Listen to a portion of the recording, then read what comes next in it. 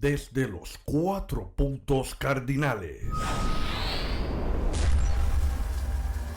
trayendo las ovejas perdidas de la casa de Israel. Primicias Ministries presenta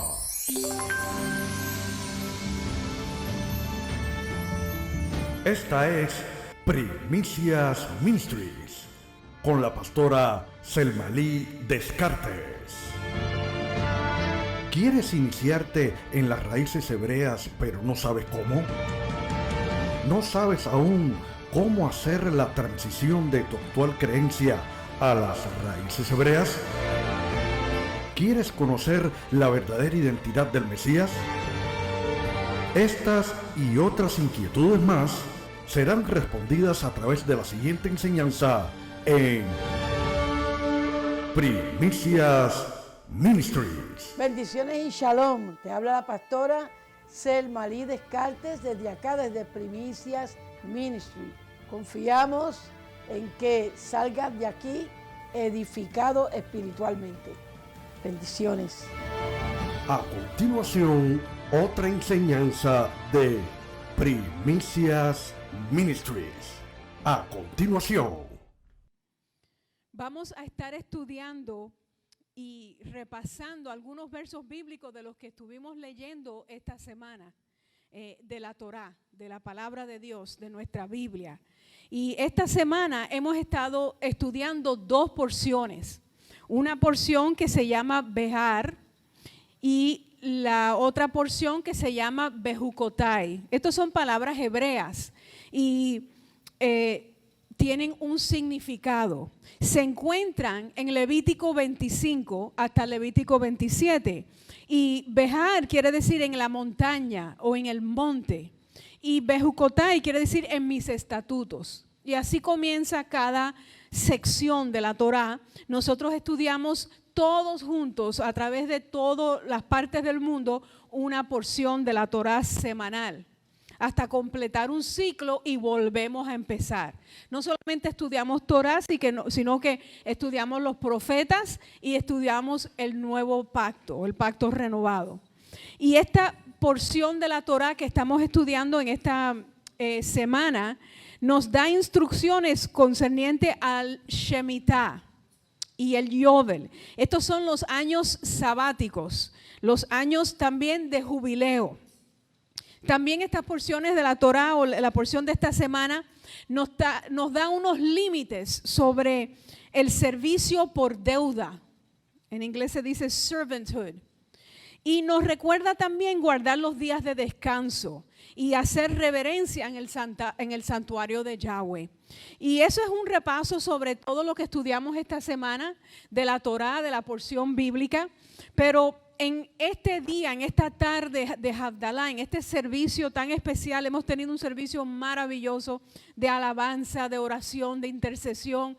Y ahora nos toca, pues, hablar de algunas cositas que quizás nos impactan de manera a lo mejor ni siquiera muy positiva, como es el tema de la esclavitud que leemos esta semana en la Torá. Leemos sobre unas palabras bien fuertes que quizás a personas como yo, ¿verdad? Que estamos en este país, en Estados Unidos y que conocemos un poquito de historia, nos impactan. ¿Cómo el Eterno está dando instrucciones de poseer personas y tenerlas de siervos o de esclavos? Bueno, eso como que nos impacta. También habla de las deudas. ¿De qué debemos de hacer con las deudas? Con los que nos deben a nosotros. Y eso también es bien, bien relevante para nosotros en estos tiempos.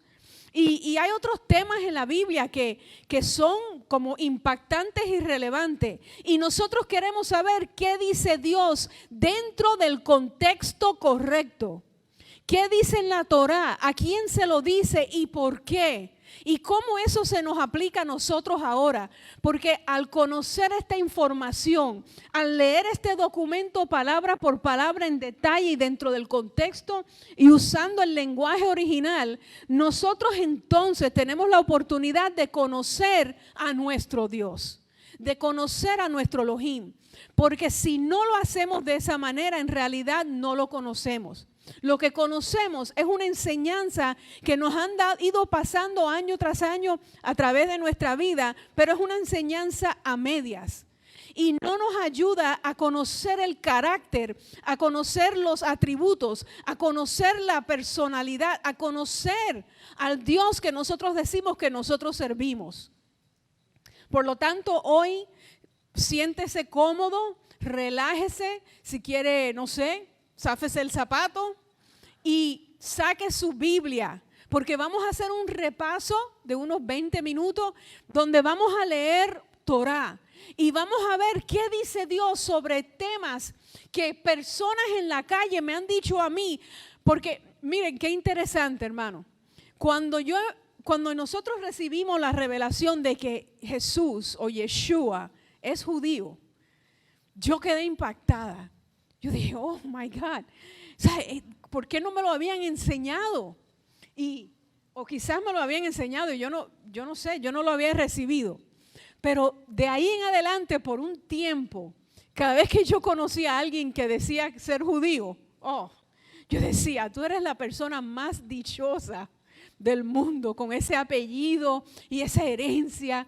Pero miren qué interesante, una vez conocí a una señora, ella me estaba vendiendo un producto y yo le dije, ¿usted es judía? Uy, yo estaba así como en la primera fase de raíces hebreas y ella me dijo, sí. Y yo le dije, oh, qué bendición, yo quisiera hacerlo, porque el pueblo de Dios, ese es el pueblo que Dios escogió, Israel. Y ella estaba así como que no le importaba. Y yo le dije, pero usted se da cuenta. Bueno, mire, es que yo creo en un Salvador, en un Mesías que Dios prometió y que Él mismo, Él vino y Él es judío. Y ella le dijo, sí, pero yo me aparté de mi fe. Y le dije, ¿pero por qué? No, eso es apellido y herencia, pero yo me aparté de ese Dios de mis padres. ¿Pero por qué? Wow, si las bendiciones son suyas, los pactos, las promesas. Y ella me dijo, ¿por qué? Yo no puedo creer en un Dios tan salvaje. Así me dijo. Y yo, y me dijo, tan cruel. Estábamos alante de mi casa y ella me dijo estas palabras. Describió al Señor porque me dijo un Dios que cree en la esclavitud, bla, bla, bla, bla. Y yo me quedé y me callé porque yo no conocía suficiente palabra. Y dije, no, pero Dios es amor y nos mandó un redentor y nos perdonó nuestros pecados. Y creo que le dije, esas son las consecuencias de nuestros pecados que nos, ¿verdad? No. Léete esa Torah. Pero ella estaba así. Y yo entiendo porque no estamos leyendo la palabra dentro de su contexto apropiado.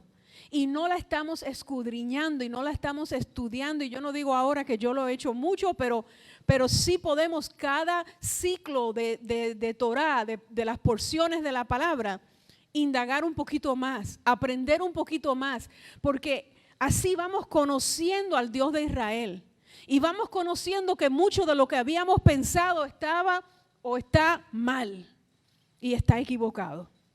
Así que vamos a empezar con el tema más controversial, en mi opinión, de esta semana, la esclavitud. ¿Y cómo es eso? ¿Dónde dice en la porción de la Torah de esta semana sobre eso? Levítico 25, 44 al 46. Son palabras que a alguien que moderno del día de hoy dice, oh, y este es el Dios al cual yo sirvo. Pero esto no para allí. Esto está muy interesante y debemos de entender esta palabra. Levítico 25, 44 al 46. Los esclavos y las siervas que tengas provendrán de las naciones paganas que os rodean. De ellas podréis adquirir esclavos y siervas. También de los hijos de los transeúntes que moran en medio de vosotros, de la gente que se ha quedado con ustedes en el camino. De estos podréis adquirirlos y de sus familias que hay entre vosotros, los que de ellos hayan nacido en vuestra tierra. De los tales será vuestra posesión. Oh, esa palabra, posesión. Y los dejarás en herencia a vuestros hijos después de vosotros como posesión hereditaria.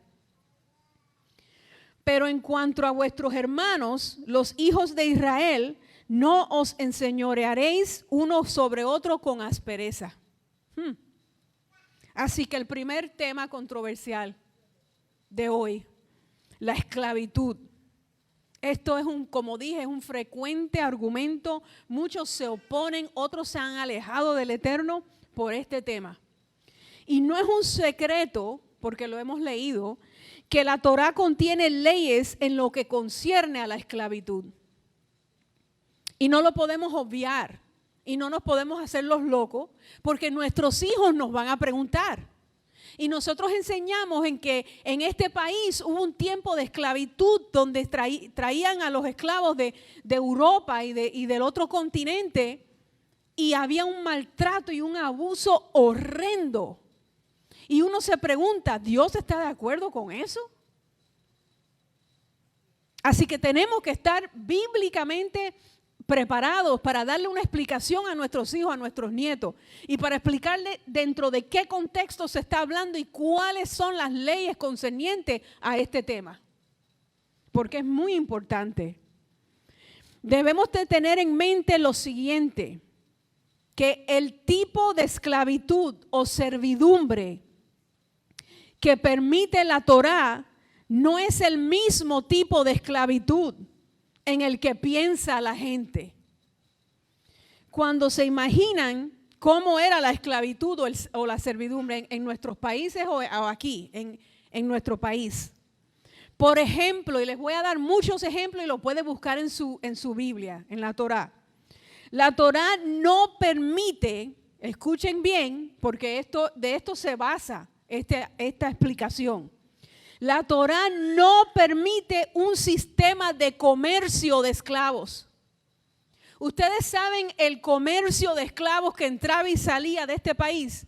Si usted ha ido a Georgia, a Savannah, a los puertos, ahí usted sabe que llegaban los barcos con los esclavos y allí se paraban sobre un lugar y los vendían al que mejor lo pagara.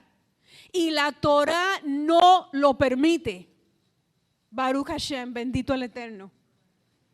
Se lo estoy dejando saber ahora. No se permite la compra, las ventas, los cambios de hombres y mujeres en contra de su voluntad. Y ahora voy a explicar eso. Es más, la Torá prescribe la pena de muerte a cualquiera que haga tal cosa. Así que si usted compraba o vendía un esclavo en contra de su voluntad, como lo vimos nosotros y lo estudiamos en los libros de historia en nuestra escuela, donde habían esclavos atados con cadenas y ahí los paraban y ahí los maltrataban y ahí le daban latigazos y en contra de su voluntad los arrancaban de su familia y se los mandaban a otro país y lo vendían. Eso es antibíblico y Dios no está de acuerdo. Aún con lo que leímos en Levítico cuando comenzamos el mensaje. Éxodo 21:16, y aquí está la prueba. Quien secuestra a una persona, ya sea que la venda o sea hallada en su poder, será muerto irremisiblemente. Así que el secuestro y la compra y la venta de personas en contra de su voluntad no es permitida. De eso no se trata la esclavitud y la servidumbre de la cual habla la Torá. Qué bueno es saberlo, ¿verdad? Lo que la Torá sí permite es un tipo de servidumbre, lo que se llama en inglés indentured servanthood o indenturada. Nunca había usado esa palabra en español, pero entiendo que quiere decir lo mismo. Hombres y mujeres, casi siempre para poder pagar una deuda o para salirse de la pobreza, podían voluntariamente hacerse siervos. O sea, trabajar para alguien dentro de la capacidad de la servidumbre. En otras palabras, las personas podían hacer un contrato para servir por tiempo designado. Y eso sí es permitido en la Torá. Si el siervo era israelita, su deuda, y esto lo estudiamos esta semana, era cancelada automáticamente el 7º año y eran liberados de su servicio. Así que en el 7º año, después de 6 años de servicio, esa persona que servía en una finca, en una casa, en un lugar, pues tenía la opción de ser liberada, si era israelita. Deuteronomio 15:12. Si tu hermano, hebreo o hebrea, se vende a ti, te servirá por 6 años, pero al 7º año lo dejarás ir libre de tu lado, a no ser que la persona se quiera quedar. Pero al 7º año se le deja libre, y esto lo acabamos de leer en Deuteronomio 15:12. La Torá permitía este servicio para que las personas pudieran pagar sus deudas y salir de la pobreza. Y usted dirá, ¿qué? Servidumbre, esclavitud para salir de la pobreza. Bueno, ¿qué quiere decir salir de la pobreza? Enriquecerse. Usted lo acaba de oír bien. Sí. Y esto está en la Biblia y lo vamos a leer. Las regulaciones estipuladas en la Torá servían para proteger a los siervos y guardarlos de los abusos potenciales que podían surgir hacia su persona. Así que lo que nosotros consideramos drástico, fuerte, hablando de esclavitud y servidumbre, Dios lo establece para proteger al siervo, para protegerlo de un abuso, de un potencial de un abuso de parte de un amo o de un jefe, ¿verdad? Ahora, hay un pasaje que se encuentra en la porción que leímos esta semana que puede molestarnos y es el mismo que leímos anteriormente, Levítico 25, 44 al 46. Y esto nos molesta porque nosotros decimos, wow, así que podían adquirir esclavos y siervas de otras naciones paganas y también los hijos de ellos los podían adquirir y también esas personas iban a ser como vuestra posesión, lo escriben en nuestra Torá, y los dejarás en herencia a tus hijos como su posesión. Y uno como que se pone paranoico y uno dice, wow, pero esto está muy fuerte. Y muchos se pueden oponer a este pasaje y pueden decir, no, ¿cómo va a hablar el Señor como de personas como propiedad literal y que pueden ser pasados? ¿Cómo es esto? Y los que critican a la Torá dicen, bueno, esto es degradante, esto es discriminatorio. Palabras muy famosas en estos días, hacia los extranjeros que se encontraban alrededor y entre los pueblos de los israelitas. Pero tenemos que hacer unas consideraciones contextuales, y aquí viene lo más tremendo, que es estudiar los versos dentro de su contexto apropiado. Porque muchas veces leemos algo y lo sacamos de contexto y decimos, esto es inhumano, esto es inmoral, esto es de parte de un Dios severo, injusto. Pero lo que vamos a hablar ahora puede ayudarnos a reducir, a mitigar, a mejor entender las dificultades que tenemos con estos pasajes. Y por consiguiente, pues, puede permitirnos conocer más íntimamente al Dios de Israel, que es la meta, ¿verdad? Primeramente, como dije al principio, la Torá no permite la venta o la compra de personas en contra de su voluntad. Así que lo que sí permite la Torá no se puede identificar o comparar con un secuestro o con esclavitud, como ocurría hace cientos de años atrás durante el tráfico de los esclavos desde el otro lado del Atlántico a todas partes del mundo. Los siervos extranjeros que entraban en un contrato de servicio lo hacían voluntariamente. Ahora sí me acaba de traer a la memoria algo muy importante. Que Dios aborrece la compra, la venta, el tráfico humano. Y que parece mentira que por no obedecer la Torá, en el año 2021 en los Estados Unidos de América todavía existe el tráfico y los secuestros de personas humanas. Parece mentira y nos debemos de humillar en la presencia del Señor, porque en este país tan adelantado nosotros seguimos desobedeciendo la Torá y seguimos abusando de mujeres, de niños y de hombres por desobedientes a la Torá. Entonces miramos al cielo y decimos que Dios tan injusto, inmoral, fuerte, severo. Pero los injustos somos nosotros, porque al desobedecer la Torá estamos abusando de nuestro prójimo. Y todavía aquí en la Florida, en Miami, en los Estados Unidos hay tráfico de personas. Eso lo abomina, eso lo prohíbe nuestro Elohim. Nos critican por ser muy religiosos y porque queremos obedecer a Dios. Pero si lo obedeciéramos no hubiese tráfico de humanos. Esto es un tema serio y no está en mis notas, pero esto es un tema muy real. En ese tiempo, sí, una crisis.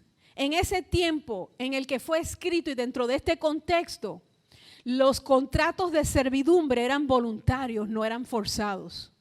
Y era para que la persona pudiese mejorar su economía. Segundo, mientras los que no eran siervos israelitas no eran automáticamente perdonados y liberados en el año sabático o el del jubileo, que es el año número 50, en la Biblia leemos que ellos, en otras palabras, estos esclavos o siervos de otros países que servían a los israelitas, se podían enriquecer. Se podían enriquecer. Y muchos de ellos lo hicieron. Un esclavo podía eventualmente no solo salir de la extrema pobreza, sino que también se podía enriquecer. Podía sostenerse, podía sostener a su familia y no tenía que seguir en la esclavitud o la servidumbre. Ellos podían salirse de ese contrato, pero no solo salirse, sino salirse con una prosperidad económica bien tremenda. ¿Dónde leemos esto? ¿Dónde se encuentra esto? Levítico 25:47. Mire qué tremendo. Nada de lo que estamos estudiando no está en la palabra. Y cuando la mano del extranjero o del transeúnte que mora en medio de ti alcance riqueza. Cuando alcance riqueza. Así que el extranjero en medio de Israel tenía la oportunidad de alcanzar riqueza. Y tu hermano que está con él empobrezca y se venda al extranjero que mora contigo o a los descendientes de la familia de un extranjero. Y ahí sigue explicando que cuando el extranjero que estaba con Israel, que servía a un israelita, se enriquecía tanto que él entonces podía hacer un contrato para tener siervos israelitas, o sea, se viraba la tortilla, Dios mandaba a la familia del siervo a que los redimiera después de cierto tiempo. Porque el Eterno siempre, ¿verdad? Guardándonos, protegiéndonos. Pero al punto que quiero mostrarles es que el siervo o la esclavitud de la que habla la Biblia no es la esclavitud que nos imaginamos nosotros. Esas personas, esas familias tenían la oportunidad de enriquecerse. El siervo o el esclavo podía mantenerse sirviendo en un lugar, en una familia por muchos años, por varias generaciones, por toda la vida. Pero tenemos que dejar claro, esta no era la regla y la Torá no lo requiere. Tercero, que podemos aclarar para entender mejor a nuestro Elohim, a nuestro Dios. Excepto la cancelación de las deudas en el año sabático y del jubileo, A los siervos extranjeros se les tenía que dar las mismas protecciones, los mismos beneficios que a los siervos israelitas. A los siervos extranjeros se les tenía que dar los mismos beneficios, la misma protección que al siervo israelita. A ellos se les daba el reposo en el Shabbat. Y eso está en Éxodo 20:10. Esto es una orden, es un mandamiento para todo israelita. El séptimo día es reposo, es Shabbat para Yahweh tu Elohim. No harás labor alguna, tú, ni tu hijo, ni tu hija, ni tu siervo, ni tu criada, ni tu animal, ni tu extranjero que mora dentro de tus ciudades. Segundo punto bien importante, o otro punto más. Si el siervo o el esclavo sufría algún abuso de parte de su amo, quedaba libre. Mandamiento de Dios. No tenía que sufrir abuso. Éxodo 21, 26 al 27. Cuando alguien hiera el ojo de su siervo, el ojo de su sierva y lo inutilice, lo dejará en libertad por causa de su ojo. Y si le saca un diente a su siervo o su sierva con un golpe, lo dejará en libertad por causa de su diente. Si el siervo decidía huir de su amo por cualquier razón, el Eterno los protege en su palabra. No permitía que fuesen secuestrados y devueltos al amo abusador, o al amo sea quien sea y por la razón que sea. Eso se encuentra en Deuteronomio 23, 15 al 16. No entregarás a su amo el esclavo que huyendo de él se refugie contigo. Contigo morará en medio de ti en el lugar que haya escogido en una de tus ciudades que bien le parezca, y tú no lo oprimirás. Así que si un esclavo o un sirviente salía corriendo de un amo por la razón que sea y iba a tu casa, necesito que me protejas, ando huyendo. Tú no podías llamar al amo y decir, aquí está. Bueno, no había teléfono. No podías mandar a otro siervo a decirle, aquí está, porque se lo prohíbe la Torá. Esta protección prueba que cualquier siervo, aun los que se tomaban después de una guerra o batalla, porque después de la batalla se tomaban a las personas de la ciudad o de ese pueblo y se usaban como siervo. Pero aún después de una batalla, esa persona quedaba como siervo o sierva voluntario. Siempre tenían el derecho de irse, siempre. Así que después de todos estos puntos que hemos mencionado, si usted considera que esta porción de la Torá todavía es problemática, porque se refiere al siervo como propiedad o como posesión, pues les voy a dar una explicacioncita más. Después de ya todo lo que hemos hablado, donde nosotros vemos que nuestro Elohim es amoroso, tierno, compasivo, bondadoso, que protege a su pueblo y que protege aún a los extranjeros que moran con su pueblo, aún dentro de un contrato de esclavitud. Es impresionante el amor de nuestro Dios. Pues hay algo más que quizás uno como que lo incomode, porque leímos en Deuteronomio 25 al principio que se refiere a ellos como posesión o como propiedad. Pero miren qué interesante. Un estudioso del libro de Levítico, J. Sklar, él hizo un comentario sobre este punto. Y él dijo algo, y lo voy a parafrasear. En Estados Unidos de América, nosotros regularmente usamos un lenguaje comercial para describir a las personas cuando el contexto es comercial. Por ejemplo, en el mundo del béisbol, de la pelota, se hace un cambio, un trueque con los jugadores. Se hacen cambios con uno de un equipo a otro, se cambian, ¿verdad? Entonces, cuando se hace este cambio, como si el jugador fuese un objetivo de valor, como si no fuera un humano, como si fuera un objeto, en vez de una persona. Nosotros también transferimos a los empleados de una compañía de una localización a otra, como si estuviésemos transfiriendo dinero, como si no fueran personas humanas, sino como si fuesen objetos de valor. Nosotros no estamos hablando de estas personas ni usando este lenguaje porque estas personas sean menos que humanas. Ellas siguen siendo personas valoradas, humanas, pero usamos ese lenguaje porque describe una circunstancia específica dentro de un contexto específico, que en este caso es comercial. Entonces cambian a los jugadores como si fueran fichas, ¿verdad? Cambian a los empleados como si fueran objetos por la necesidad que hay en un lugar. Ellos no son propiedad, ellos no son un mueble. Igual que decir que un deportista canjeado no es un certificado de acciones o parte de un inventario, sigue siendo una persona humana. Pero se usan esas palabras porque está dentro del contexto del deporte o del negocio o del comercio. La Torá, muy por el contrario, nos enseña que toda la humanidad es creada a la imagen de Dios y merece dignidad, merece respeto, tiene derecho a estar bien.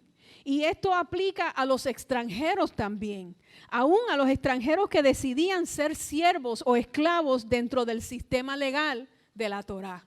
¿Cuántos alaban al Señor? Yo les voy a pedir que se pongan de pie. No hemos terminado, pero yo quiero que usted se estire porque hemos hablado, como que usted se comió ahora un pedazo de carne. Bendito Rey, cuando nos vengan a decir, no, porque ese Dios tuyo habla de los esclavos, habla de los siervos, eso es un abuso, nosotros nos hemos liberado de ese sistema. Déjeme decirle que si tuviéramos este sistema no hubiese abuso en el sistema actual. Baruch Hashem, pueden alabar al Rey. Cuando estudiamos la Torá nos damos cuenta que resulta ser que es al revés, que nuestro Dios sí es justo, que nuestro Dios habla de una esclavitud que es para enriquecer al extranjero, enriquecer a la persona que tiene que buscar empleo y que necesita salir de una situación desesperante. ¿Pueden sentarse? Segundo tema controversial que se encuentra en la porción bíblica de esta semana en nuestra parashá. Habla de deudas. Es un tema que se habla en todas las casas. Habla de deudas y el perdón de las deudas. Y nosotros leímos esta semana una palabra que se pronuncia Shemitah o el año sabático. Y muchos creyentes que están abrazando ahora como nosotros las raíces hebreas de nuestra fe y que están experimentando una nueva apreciación por la Torá, ellos se preguntan sobre este aspecto de la palabra del Eterno. ¿Qué significa el Shemitah para los creyentes de hoy día? No solamente para los creyentes de esos tiempos, sino para nosotros. ¿Cómo aplica a nosotros esta palabra? El Shemitah es el 7º año en un ciclo agricultural de 7 años en el calendario bíblico. Dios le dice a los israelitas que ellos podían labrar sus propiedades, sus terrenos por 6 años. Pero en el año 7º tenían que dejar que la tierra descanse.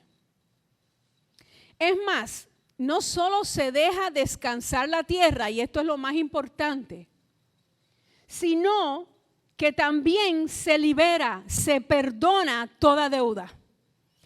Todo lo que te deben, si tú eres israelita, en el 7º año lo perdonas. Dejas que cualquier israelita salga libre de su deuda contigo, lo perdonas. Así que ese 7º año incluye dejar descansar la tierra y el perdón de las deudas. ¿Qué quiere decir esto para nosotros hoy en día? ¿Cómo lo vamos a aplicar? Porque, por ejemplo, muchos creyentes por todo el mundo se preguntan si deberían dejar de trabajar sus tierras, sus jardines en sus patios, su finquita o su fincona en el año de Shemitah. Bueno, de acuerdo al mandamiento, algunos opinan que, bueno, vamos a entrar al contexto. Levítico 25, del 2 al 4. Vamos a leer el documento. Habla a los hijos de Israel y diles, cuando entréis en la tierra que yo os doy, la tierra guardará reposo para Yahweh. 6 años cultivarás tu campo y 6 años podarás tu viña y recogerás su cosecha. Pero el 7º año será Shabbat de solemne reposo para la tierra, un Shabbat para Yahweh. No cultivarás tu campo ni podarás tu viña. Qué interesante. De acuerdo a algunos comentaristas, algunos maestros de Torá, el mandamiento del Shemitah aplica específicamente a la tierra de Israel, o sea, la tierra física, geográfica de Israel. Ellos dicen que, como acabamos de leer, que el Eterno dice que cuando entren a la tierra que yo les doy, pues ellos opinan que eso solo aplica a Israel, que no es para América, que no es para México, que no es para nuestros países, no es para Venezuela, Nicaragua, sino que únicamente se aplica en la tierra de Israel, porque esa es la tierra que el Señor nos da. Ese es el aspecto literal de este mandamiento, que ellos dicen que no aplica, según algunos estudiosos, ¿verdad? Pero obviamente esto no quiere decir que esta porción de la Torá no tiene valor para nosotros hoy en día. En el mundo de la agricultura, como algunos de nosotros sabemos, esta práctica de dejar descansar la tierra todavía se usa y es muy beneficiosa. No sé si se hace cada 7 años exactamente, pero sería bueno si lo hiciéramos, ¿verdad? Porque sería un principio o un mandamiento que nos va a beneficiar a nosotros y a la tierra. Mucho de la comida que comemos no nos hace bien, precisamente por no aplicar este mandamiento a nuestro terreno, a nuestras tierras. Ahora, los mandamientos del Eterno no son religiosas y arbitrarias, no son así que se le ocurrió a Dios, sino que fueron creadas para enseñarnos unos principios espirituales. Por ejemplo, un aspecto del Shemitah, como leemos en Deuteronomio, es el perdón de las deudas, la liberación de los deudores. Por eso me gustó tanto que en nuestro servicio hoy ya nosotros hicimos 2 veces el ejercicio de perdonar a los que nos deben. Así, y vamos a abundar un poquito más en esto, pero primero vamos a leer Deuteronomio 15 del 1 al 3. Deuteronomio 15, 1 al 3. Estamos leyendo mucha palabra hoy. Al fin de cada 7 años harás remisión. Y este es el modo de la remisión. Todo acreedor condonará lo que haya prestado a su prójimo, o sea, se lo perdonará. No se lo exigirá a su prójimo o a su hermano, porque se habrá proclamado la remisión de Yud-Hei Vav-Hei.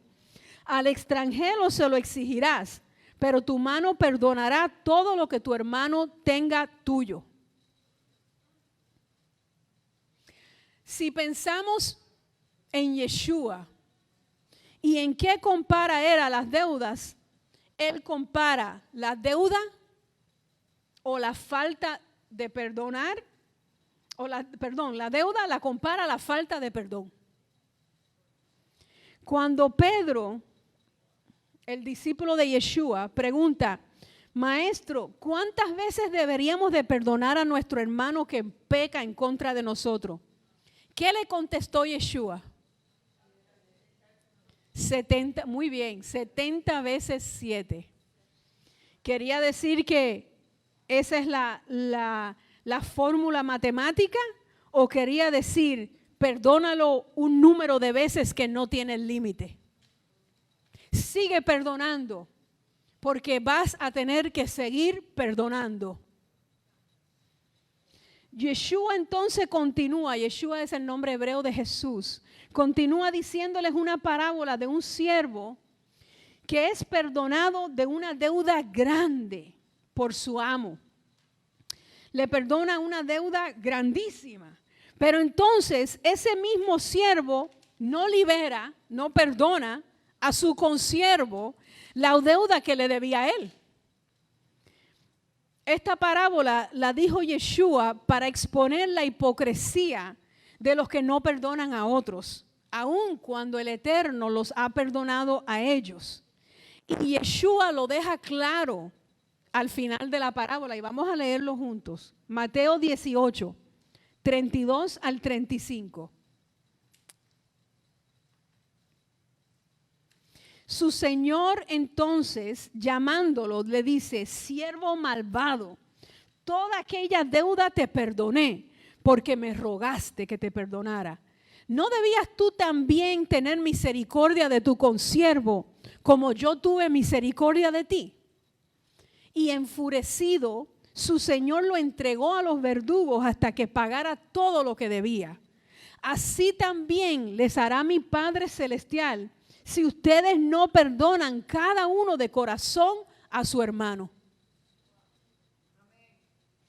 Y este año de Shemitah, del perdón, de la liberación de las deudas, nos recuerda que nosotros también tenemos que perdonar a los que nos deben a nosotros.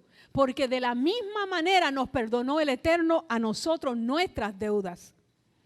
Nosotros, algunos de nosotros, yo sé que nos podemos identificar. Y ya nosotros hemos orado por esto hoy. Yo me gozo del mover del Ruach hoy en primicias.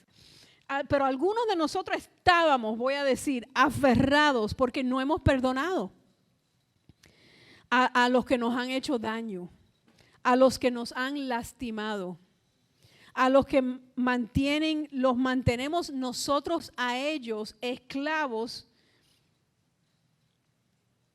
de nuestras amarguras, nuestra rencilla.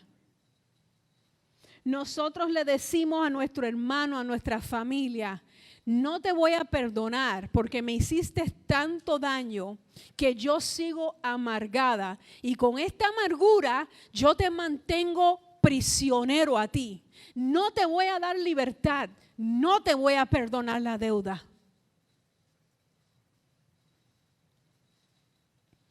El Espíritu del Eterno durante la alabanza hoy me mostraba, y yo sé que fue un mover muy lindo, que tenemos amarguras en contra porque no hemos perdonado, no hemos dejado ir sistemas de gobierno de nuestros países. Y me mostraba cómo él se entristece por la amargura que guardan nuestros hermanos israelitas creyentes en Mashiach, en Jesús, en Yeshua, porque tienen una amargura y es en contra de un sistema de gobierno sobre el cual usted, hermano mío, no tiene control. Simplemente el Eterno lo permitió.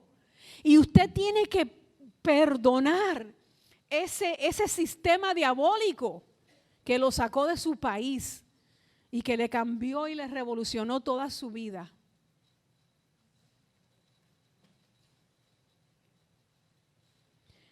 Hay una ironía en todo esto, la falta de perdón. Por el hecho que no estamos dispuestos a perdonar muchas veces porque nos han hecho mucho daño, nosotros nos hacemos esclavos de nuestra propia amargura. Como decía la hermana Marisol, estamos en nuestra propia prisión y rodeados de amargura, diciendo diariamente: no voy a perdonar, no voy a perdonar, me la hizo demasiado fuerte, no puedo, esto me dañó. Entonces no dejamos ir libre al deudor, al hermano que nos debe, y irónicamente estamos nosotros esclavos con él también, en la misma prisión de nuestra propia amargura. Por eso el Eterno nos manda a perdonar.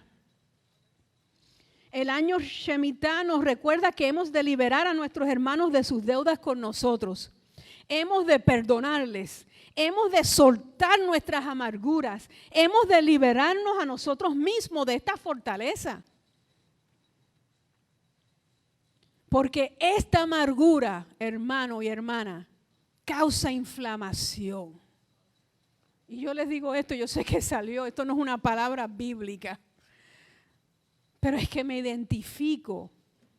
Y todos los días escuchamos, oren por el hermano tal, oren por la hermana tal, oren por el dolor en la cabeza, el dolor en las coyunturas, el dolor en la espalda, el dolor en los intestinos, el dolor, hermanos. Aún los doctores saben, el doctor es causado por inflamación. Y la inflamación es causada por la amargura. Y la amargura es causada por la falta de perdón. Y yo sé que no es fácil. Y yo sé que no es fácil, pero con Yeshua podemos perdonar y Él nos manda a perdonar. Ese es el segundo tema controversial, el perdón de las deudas.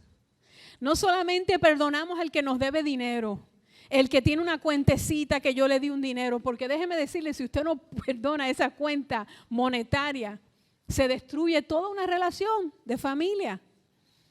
Así que tenemos que perdonar deudas monetarias, pero tenemos también que perdonar a los que nos han lastimado, a los que nos han hecho mucho daño. Y tenemos que dejarlos ir. Con la libertad de ellos viene la libertad de nosotros. Entonces seremos libres de toda maldición, de toda enfermedad, de todo malestar. Es con el perdón. Bendito el Eterno. ¿Cuánto nos ha ministrado en una porción de la Torá en una semana? Baruch Hashem, qué gozo.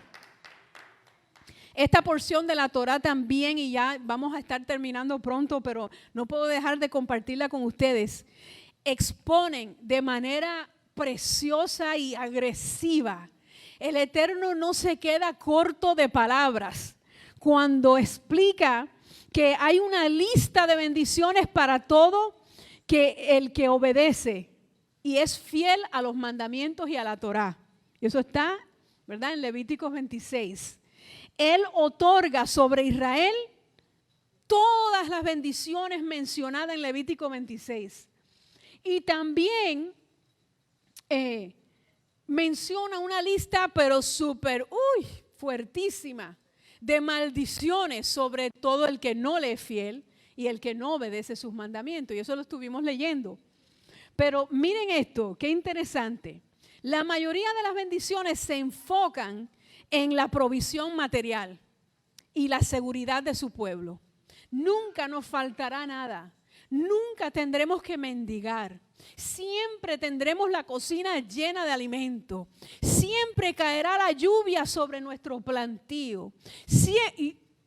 Y la lista sigue por ahí para abajo. ¡Qué bendición!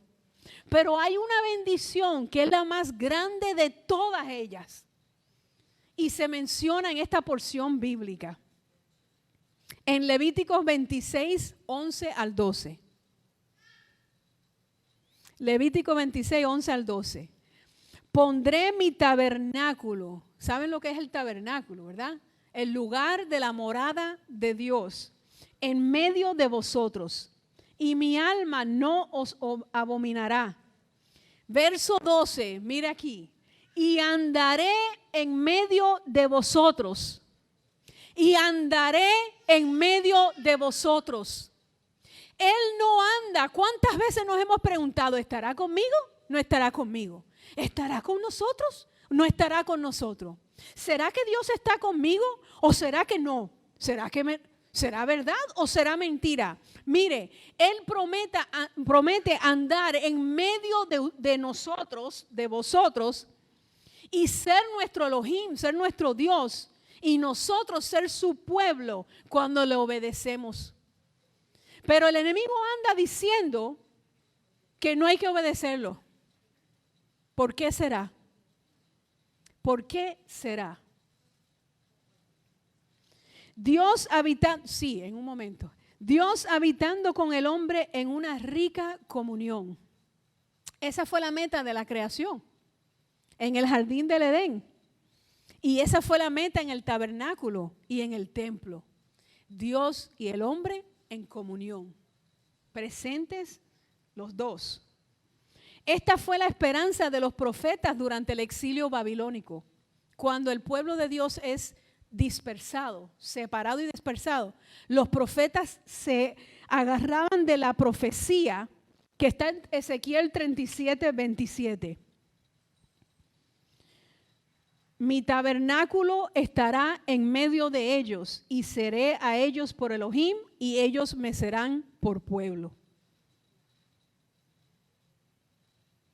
Esta misma promesa es la que se cumplirá al final de los tiempos, cuando el Eterno habite con su pueblo en una manifestación completa de un tipo de jardín del Edén restaurado. ¿Cuándo va a pasar eso? Bueno, lo leemos en Apocalipsis 21 del 3 al 4. Y oí una gran voz procedente del trono que decía: he aquí el tabernáculo de Dios con los hombres y morará con ellos. Y ellos serán pueblos suyos y Dios mismo estará con ellos. Y enjugará toda lágrima de sus ojos y ya no existirá la muerte y no habrá más llanto, ni más clamor, ni más dolor. El libro de Levítico, el que terminamos de estudiar esta semana, nos enseña que el Eterno hace su morada entre nosotros y camina con nosotros cuando lo obedecemos. Y de toda la lista de bendiciones en Levítico 25 y 26, esa es la bendición más grande. ¿Cuántos están de acuerdo? Porque si Él está en nuestro entorno, si Él está morando entre nosotros y si Él camina con nosotros, es como que yo camino con papi. Y papi no me deja caerme, papi no me deja tropezar, papi no me deja, y si como que lo hago, Él me recoge, no me deja enfangarme, me guarda de todo peligro, de todo mal. Y esa es la bendición. Es más grande que el dinero que nos da, que la prosperidad, que la sanidad, que todo lo demás. No hay una bendición tan grande como la bendición de la morada de Dios entre nosotros. Mientras que las bendiciones de Levítico son nacionales, son para un pueblo. La bendición que nosotros leemos en esta semana en Levítico 26 no son para mí, no son para ti, son para el pueblo de Israel. Su contexto literal está ligado a la tierra, al tabernáculo. Eso no quiere decir que no son relevantes, que sean irrelevantes. Los apóstoles de Yeshua, y apóstol quiere decir enviado, enviado de Dios. Los enviados de Dios, o los apóstoles, creían firmemente en esta bendición de Levítico. Es más, las mencionan en sus cartas. Así que si usted estudia Torah, usted vuelve a leer en el Pacto Renovado las porciones bíblicas que hemos estado estudiando. Y ellos mencionan este mismo detalle, que la bendición más grande es la bendición de la presencia de Dios entre nosotros, los creyentes de hoy en día. ¿Dónde está eso? Miren qué interesante, Segunda de Corintios 6:16. Pablo le escribe a una quejilá, una congregación en Corinto, y le escribe las mismas palabras que están escritas en Levíticos 26:12. ¿Qué acuerdo entre el santuario de Elohim y el de los ídolos? Porque nosotros somos santuario del Dios viviente, como dijo el Señor. Habitaré entre ellos y entre ellos andaré y seré su Elohim y ellos serán mi pueblo. Así que Pablo toma de la palabra en Levítico y se lo escribe a la congregación reunida en Corinto. Él dice que esta bendición es una promesa que hemos heredado. En 2 de Corintios 7:1 él sigue explicándole. Así que, amado, teniendo estas promesas, ellos no dejaron de estudiar Torah. Ellos seguían yendo a la sinagoga y él le dice a ellos, teniendo estas promesas, limpiémonos entonces de toda contaminación de carne y de espíritu, perfeccionando la santidad en el temor de Elohim. Él le dice a ellos, ya tenemos las promesas, las hemos heredado en Yeshua. Ahora vamos a hacer algo, vamos a limpiarnos de toda contaminación. ¿Cuál contaminación? Bueno, la contaminación de que se habían apartado. Se habían apartado de la Torah y en Yeshua regresan al Padre. Y Él le dice ahora, mira, ahora hay que descontaminarse. Hay que sacar todo eso que aprendimos y que pagano y sucio y que Dios no permite. Y vamos a limpiarnos y vamos a practicar la santidad. En Efesios 2:22, Él le dice a los creyentes en Éfeso,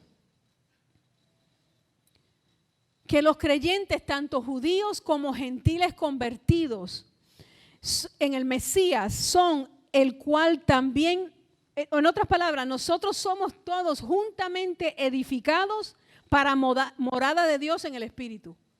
Así que usted es una piedra, yo soy una piedra, usted es una piedra, usted es una piedra, y nosotros nos unimos para que la morada de Dios habite en nosotros, en el Espíritu, por el Mesías.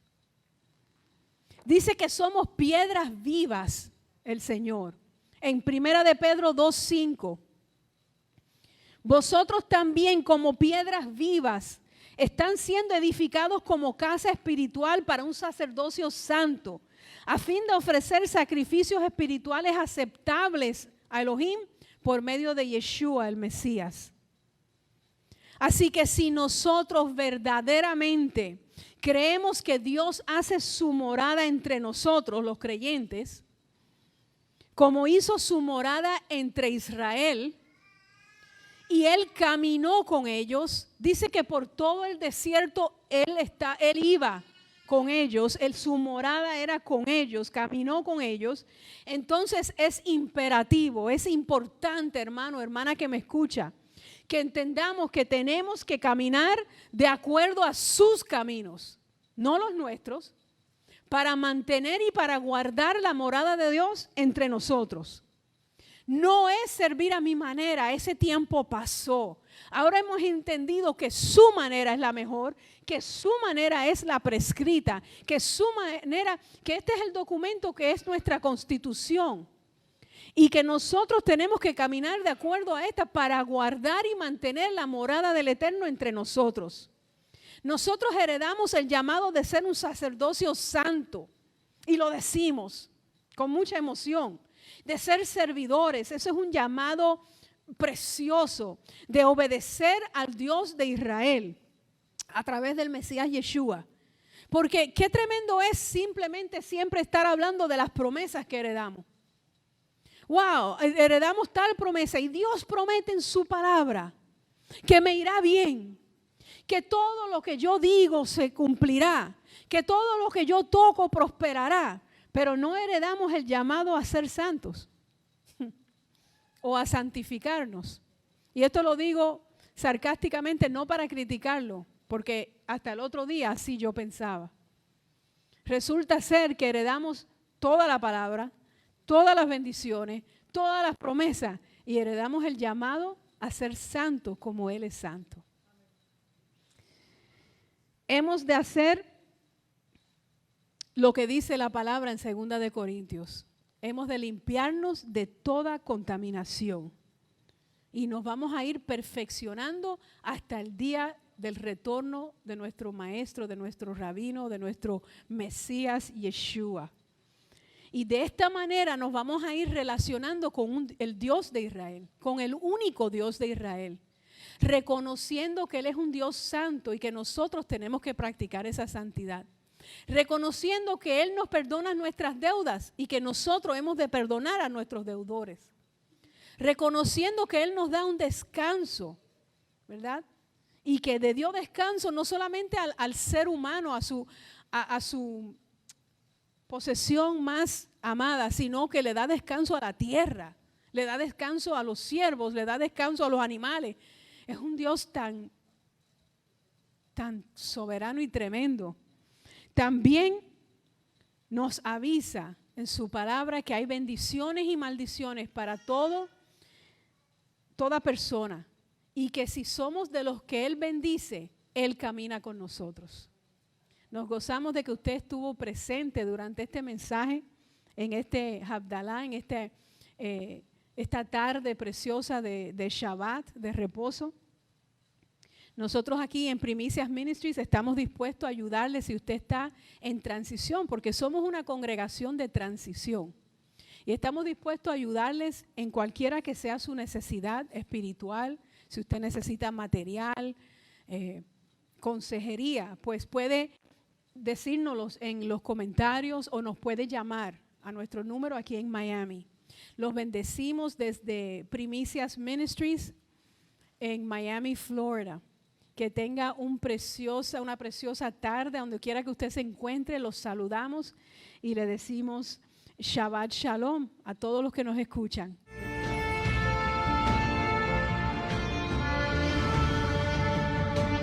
Baruch Hashem, nos gozamos de que hayas podido estar con nosotros compartiendo durante esta administración. Si deseas ponerte en contacto con nosotros, puedes llamarnos al 305-916-9015. Dios me lo bendiga. Shalom.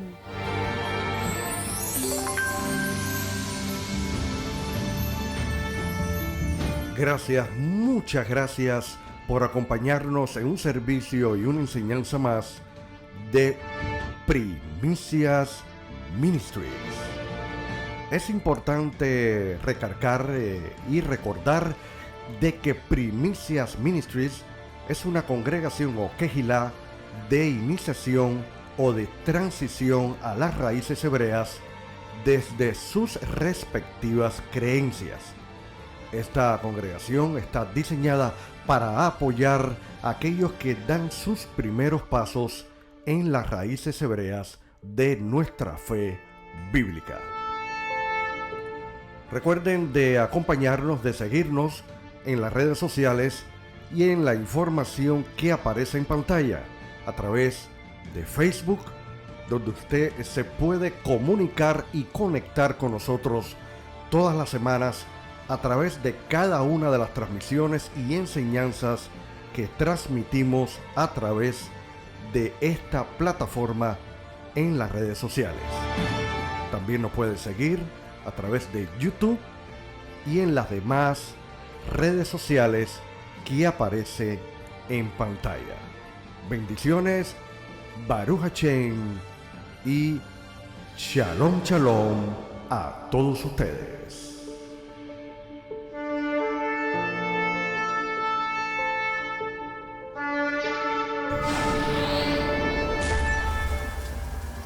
Trayendo las ovejas perdidas de la casa de Israel. Primicias Ministries.